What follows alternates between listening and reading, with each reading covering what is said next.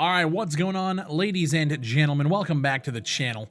My name is Big Fry, and today I want to talk to you guys about Warfare 1944, as well as a project called Operation Harsh Doorstop. Now, this is a little bit interesting. Vibe with me. This is two projects that are being made by Drakeling Labs.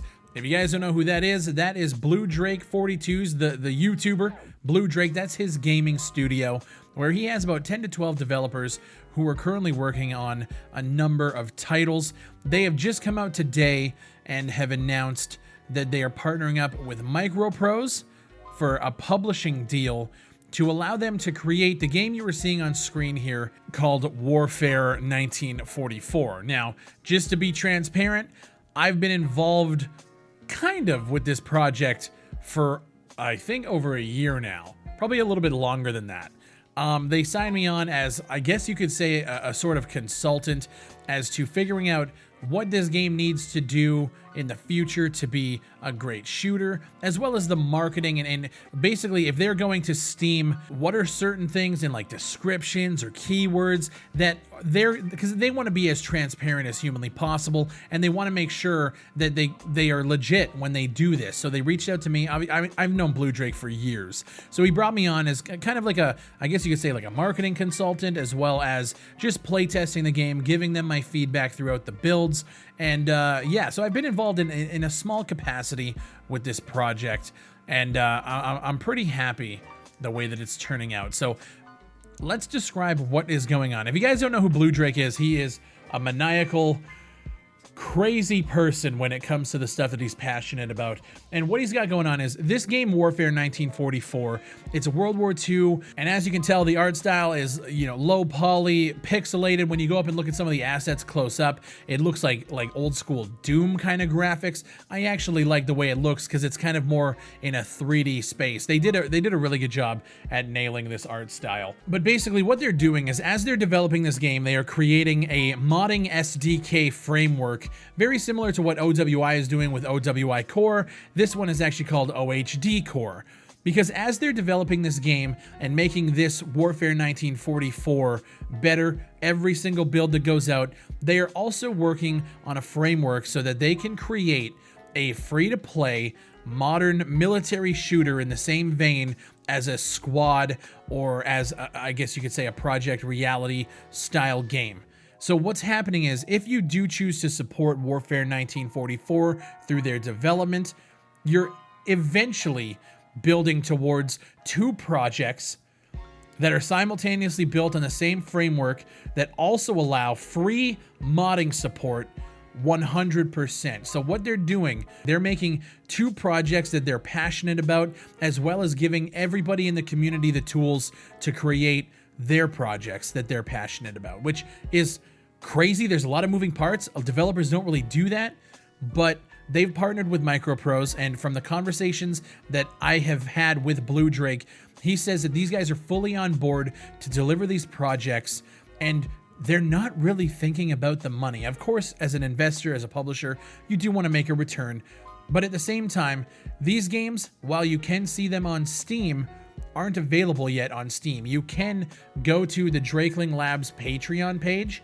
and you can pledge $5 a month to get a copy of Operation Harsh Doorstop, which isn't done yet. I mean, granted, these games are both in like alpha builds. Or you can pledge $15 and you can get a copy of Warfare 1944 today. Play the game that you were seeing on screen today. And then as they develop it further from feedback from the community, and they have like a Trello board, a roadmap, development blogs, like they are going all in with the transparency. And this is part of the reason why I think I was brought onto the project, was to make sure that these things exist.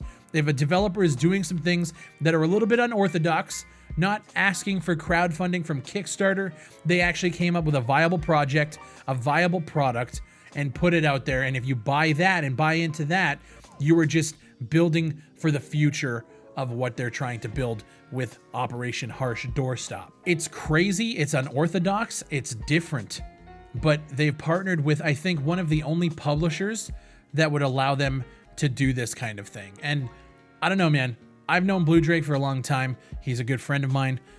I'm super fucking impressed. As crazy and as erratic as his thought process is, the dude is coming up with some fucking real game-changing ideas for the indie development scene. And you know what? It's because he's a YouTuber. It's because he has seen this shit. He's talked about it on his channel. He's seen what the indie dev space in terms of like military shooters has turned into. And he's attempting to go, and he's talked about this as well. He's actually made comparisons, funny enough, to him and I, where I attack from the outside in. As a consumer perspective is what I try to give you guys 100% of the time.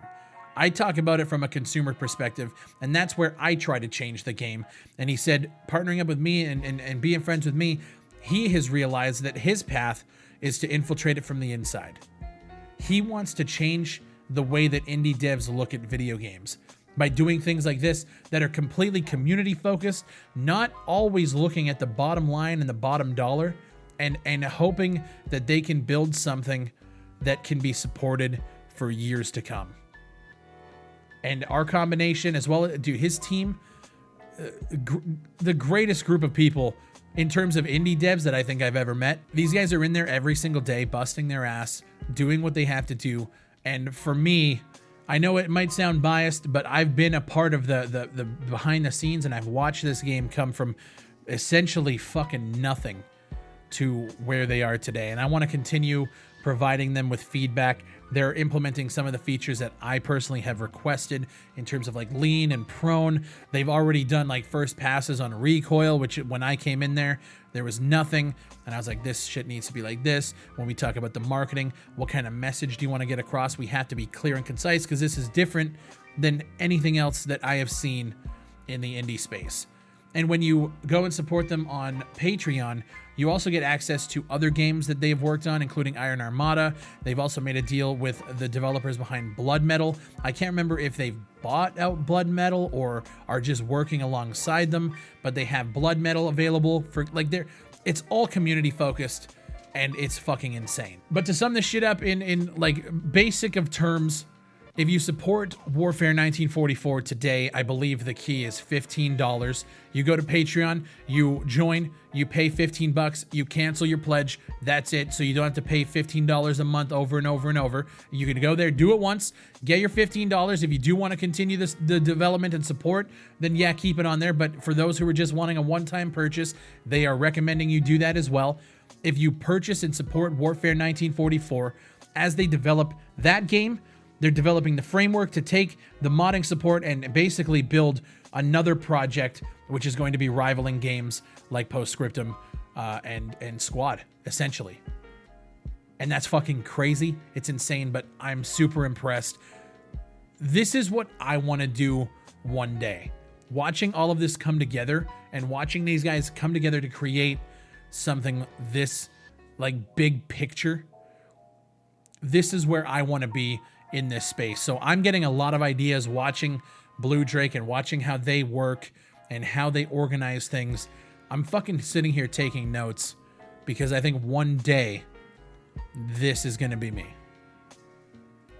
So if you guys do want to check it out, again, I'm not going to front. This is definitely biased as fuck. I'm friends with them. I do think the game is coming along really fucking well. You're going to get in there. You're going to realize there's a lack of content. There's a lack of like leaning and proning. Vehicles are coming. Everything is a work in progress right now.